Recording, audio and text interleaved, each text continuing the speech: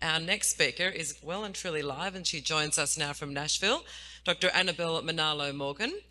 And I'd like to tell you a little bit of background before we cross to Annabel.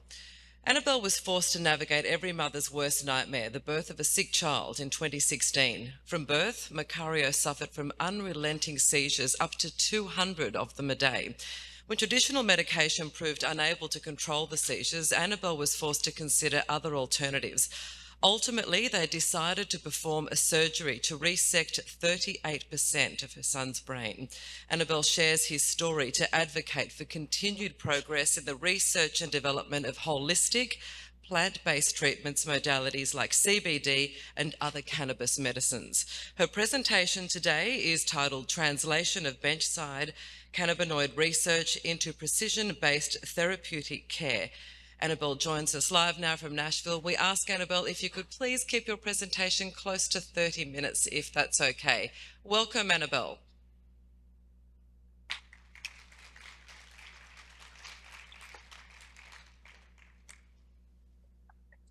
Hello, everybody. Hope you can hear me okay. And thank you so much, Lucy, and the entire United in Compassion Australia team for putting this amazing event on with some of my esteemed colleagues from all over the world. I've been quite excited to speak in front of you all for a few years now. As you know, COVID has kind of been quite a setback, but the work that we've been doing for cannabis has not paused. And so I'm really excited to share with you all today some work that we are doing globally. Me and my team here in Nashville, out of Colombia in South America, in the UK at the University of Manchester, and hopefully one day soon in Australia with Lucy and her team there. So thank you for having me. I'll go ahead and get started. As Lucy mentioned, I'm in Nashville, Tennessee. I'm a cell and developmental biologist. I'm a PhD. My background is in neuroscience. And prior to studying or even looking at the cannabis plant, I was doing a lot of STEM focused on cardio-oncology. So I looked at every chemotherapy you can name and their offset effects, especially cardiotoxicity, which is on heart disease, and looked at that for 7 years.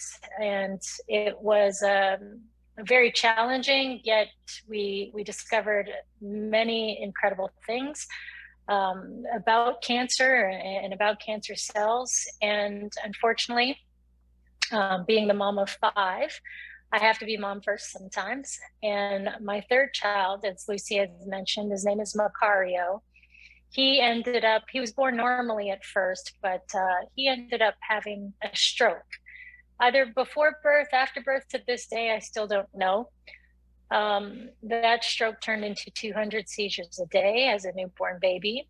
And of course, I entrusted my colleagues and we tried everything. We tried every medication, medically induced coma, and ultimately they did a surgery on Macario that's actually never been done before, where 38% of his brain was removed at 5 weeks old. So Macario is missing his entire left occipital lobe, and he's also missing his entire left temporal lobe. So of course, this is an MRI. It looks like he has more intact than, the 12% left on the left brain, but he's really only got, probably if he made a fist, that's all he has left on the left side of his brain. And of course, the occipital and temporal lobe, they are 2 of the 4 major lobes in the cerebral cortex. Occipital lobe is your visual processing center, but not for vision alone. Of course, it's spatial and depth perception, object and facial recognition, and memory. And that temporal lobe, which he's missing, which kind of lays right above the ear from the back of the head all the way to the front, he's missing that as well. That's important for processing memory, verbal and understanding speech sounds. So with Macario only being 5 weeks old when this surgery was done, we of course, were told that he'd probably be paralyzed, entire right side of his body. and he would likely just be extremely mentally challenged, as you imagine. And we were ready for it. As parents, we were ready to take on this challenge and to love our child no matter how he was given to us. But of course, I am a scientist, and when I got kind of past the, I wouldn't say grieving because he was still with us, but just the pain and the concern, started researching, and I started reading, and I really understood, with my background being in developmental neuroscience, that a lot of the neurological medications that are on the market today, I understood that a lot of them are Band-Aids, especially seizure medications. They'll stop the seizures. However, you're not really allowing, and I'll talk about this a little bit later, you're not really allowing for neuroplasticity, which is what the neurons were created to do. And that's to adapt to change and compensate for loss and compensate for trauma and any changes that we have in our body. So I would say right about 6 months old. This picture is Macario at 5 months old. He was just going to therapy every day. He was frequently at the hospital running tests, EEGs, you name it. And for me, he was no different than a newborn baby. He was growing, as you can see, he looks like a large child, but he was no different than a newborn baby. He never smiled. He never really cried. He was on 7 medications. So as a mother, I just started reading. As a scientist, you don't just go to the lab and start mixing. You read the research. And cannabis is just not something that came across my desk at all. Macario, of course, was on phenobarbital, Keppra, Vimpat. He was on a ketogenic diet. He had a coma prior to the surgery where 38% his left brain was removed. So he was on all these medications. And I wanted to find something that would help Macario develop. He's less than 1 year old. The brain is in its prime time to develop. It's in its prime time to adapt to changes. So instead of bombarding his developmental systems and whatever defense mechanisms he already had, it was important for me to give him more of a chance. And cannabis, cannabinoids specifically, started just appearing. And of course, in science, there's never a final answer. So long story short, created a medicine for Macario. It was actually the first story ever written about cannabis in Forbes. I never told anybody. I created a CBD oil for him, very simple preparation that I felt would not stop seizures, not heal a certain part of his brain, but really just give his brain a chance to, again, undergo that plastic nature that we all have, especially as a young child. So Macario today is 6 years old. He just turned 6 years old. He's in kindergarten. He doesn't have any seizures. He's still on the same regimen with the CBD oil. Macario has no developmental deficits, not one. And, it's still very emotional for me. I share his story. He walks, he talks, he plays. Like I said, he's a kindergartner about to finish his first year in school. And, you Google us and you'll learn more. And we're about to really start utilizing his story to implement more research. His case is anecdotal. And if you want to start talking about legislation, it's just another anecdotal case. So the fact that I'm a scientist, I know that something I can control is the science that I provide. So let me tell you, and again, I can talk for hours and hopefully I can get a chance to meet all of you someday, but my focus was neuroplasticity. Dr. Dustin Sulak, who actually is a colleague of mine, I met him a few years ago at a conference. I'm a huge fan of his, by the way. He spoke before me about treating the person, not the diagnosis. And that to me has always been the new medicine. It's always been the precision-based way that we need to start treating every patient. And if you know anything about neuroplasticity, we have 100 billion neurons when we mature. and 60 trillion connections that are ongoing and just adapting to change. Sure, within these areas of the brain, there are compartmentalizations, and some of those connections don't go past some of these colored areas. This diagram is very vague. There's a lot more colored areas than that, probably more than the color wheel. But the point here is that how do we get to a point where these organizational cues start establishing a very healthy, mature brain that is ready to adapt to change? So when finding cannabis for Macario, for me, wasn't necessarily about finding something that stopped seizures. It wasn't about finding something that could make his brain grow back, because he's still missing 40% of his brain. For me, it was about how to tap into that neuroplasticity, which is the meaning of adapting to change. And that's why the formula that I created for him has helped people with Parkinson's disease. It's helped people with diabetes. It's helped people, and this product has not been launched and will soon be on the market, but it was important for me to put studies behind it. And I'll just kind of breeze through this, but this will be all available to you later. If we look at the cannabinoids, these are just a small handful, probably an eighth of the ones that we have been able to characterize. But if you look at this next slide, where I've highlighted a few, and this, I've been using this slide for the last 3 years, and we have not advanced past only studying the few that you see that are highlighted on this screen. And when I say studied, of course, I mean, true scientific analyses. And what you start realizing is that the plant and all of the medications, nearly 97% of medications that we have on the market, especially chemotherapies, are once derived from plants. And all of these compounds have so much similarity. So before I get into some of the clinical trials that we are doing, I would like to note again that I did not develop something for my son specifically for epilepsy. I was not developing it for him because it would stop seizures, not because it would heal the area that it was missing, or not because it was compensating for the functions that were probably lost, but because of all of those above reasons. And that's how incredible the endocannabinoid system is. I had to slide this in. I've got 5 beautiful children here in Nashville, Tennessee.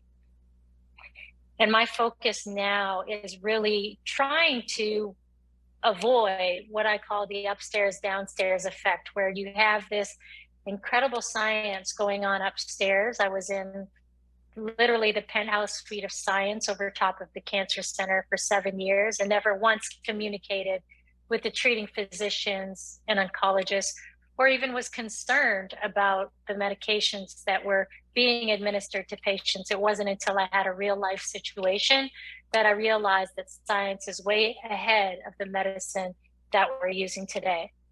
So I've aligned myself with Flora Growth Corporation. I really advise you guys to look them up, and a lot of what we're doing. I am the head of the life sciences program there. Our medical mission is to differentiate ourselves as the leader in global cannabinoid research and creators of pharma-grade products backed by science. And that's not to say without collaboration. Cannabis, we are one, and we are not, what you will read about us is that we've acquired a lot of different companies, and we look to do clinical trials. Not necessarily, we're based in Colombia, we're on the NASDAQ. So we're not trying to do clinical trials just to do them or just to get data. It's very important to us that we're looking at the traditional methods that are the FDAs and the NHS and the Health Canadas are used to seeing. And excuse me, I don't know what the FDA of Australia is called. I think it is maybe the FDA. I need to understand that information, but globally, and I advise globally, what you see in front of you, T0 to T4, is the protocol that any drug, any compound has to go through in order to be even looked at by an FDA panel and then go on to an FDA approval. And that T0, that basic science research, is what actually I'm an expert in, the preclinical and animal studies. That's kind of the portion of medical cannabis that is being ignored. And if it is being done, it takes a lot of time, money, and effort, and a lot of collaboration to even get close to T1. Because cannabis is safe, cleverly, a lot of medical doctors, like Dr. Sulak, are taking advantage of being able to test this safe medicine in patients. And so what we're really trying to do, and I'm just trying to breeze through here, what we're really trying to do is to just connect it all. And I just want to get to some of this data for you guys.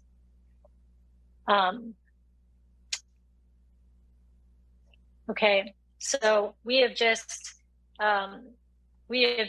recently went into contract to do a study in the UK where we're looking at chronic pain. And a lot of these patients that have come to us are fibromyalgia patients. And what we decided was, when the NHS said that they were open to looking at medical cannabis because there are so many fibromyalgia patients and there are so many different kind of pains, we agreed that we would also try to differentiate the different mechanisms of pain and how different cannabinoids can contribute to the healing of that pain. And we're really excited about this study because this is the first time the NHS will approve a study in this nature. And what we're doing, and this is by far what I really want you guys to get out of this talk, is we're doing that T0 to T4, all those necessary steps that an FDA could not tear this down if we do all of these steps. We're doing the appropriate product formulation where we're looking at metadata, cannabinoid compositions. A lot of this stuff we already, as scientists, know what the answer is going to be, especially with safety. We're doing dose tolerance in animals, in humans, in cells, on tissues. We know the answer. We know that people aren't going to overdose on cannabinoids, but we're providing this information so that we can provide comfort to the opposers of medical cannabis and to those that have grandmothers that may want to try it but just don't know what to try. We're trying to fill that scientific gap that for years has been missing in medical cannabis research, because we have the opportunity to go direct to patients. So the area that we're in right now, and I wish I had a pointer, of course, is we're under an ethics review. So we've completed the whole preclinical package. Everything looks good. We're looking at CBD in various formulations, various delivery systems. CBD first, right? I mean, I know that those of you who are experts in cannabis that are listening today, you hear about the advantages of other cannabinoids and other terpenes and aromatics even that come from the plant. But taking that basic view, gaining the trust, showing that, okay, this works, let's look at another formulation, and just really taking it step by step. Yes, it takes a little bit more time, but we've been able to do all of this research in parallel because of the safety profile of cannabis. So we hope to have an NHS ethics committee approval by the end of the summer and to be directly in patients. And that's just an example. I wish I could go through it more. That's me in the UK, kind of going through pain studies. That was a lot of fun, actually. And Flora Life Science products will embody proprietary product formulation backed by science and existing data. And that doesn't go without collaboration. I think that's really important for me to say. You know, I'm a cellular biologist. I don't try to be a physicist. I don't try to be a chemist. I think that the entire community behind cannabis needs to get together and utilize our expertise, because this is a big fight, and this is a fight that is actually bigger than cannabis. It's about appropriate patient care. And for me, as Dr. Annabel, I've been global speaking. Again, I wish I was there in Australia with you guys. It's actually a bucket list of mine, so I'm really sad that I'm not there. But everywhere from Africa to London to Australia to Israel. I worked in Israel for quite some time. I'm really just trying to find my way so that I could see other cases like my son's happen for other people. And I know that's a big ask, but as much information that I can provide as a scientist and as many people that we can inspire as a mother and child, that's what I look to do. So hopefully I didn't take up too much time, Lucy. I'm really thankful for being here. Please share my information with anybody that is attending today so that I can answer any questions that you may have. Thank you very much for your time today. Thank you for having me. Thank you so much, Annabel. You actually went in under time, so if you wanted to, if you wanted an extra 5 or so minutes, you've got it. It's up to you. Yeah, I mean, are you guys taking live questions, or are there any questions would anyone in the chat? I really can't see. I've got a couple of roving mics here. Anyone got any questions? Okay, hang on one second.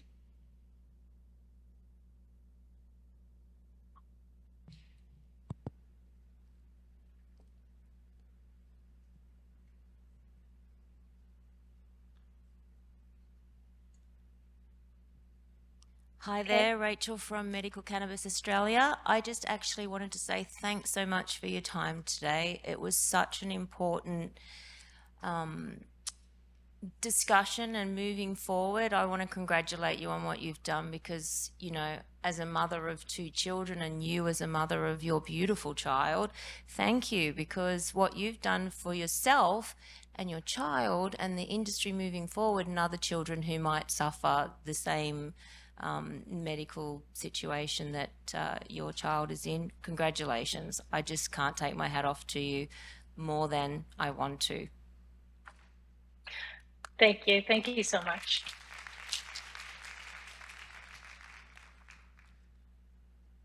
Any other questions? Yep, beautiful.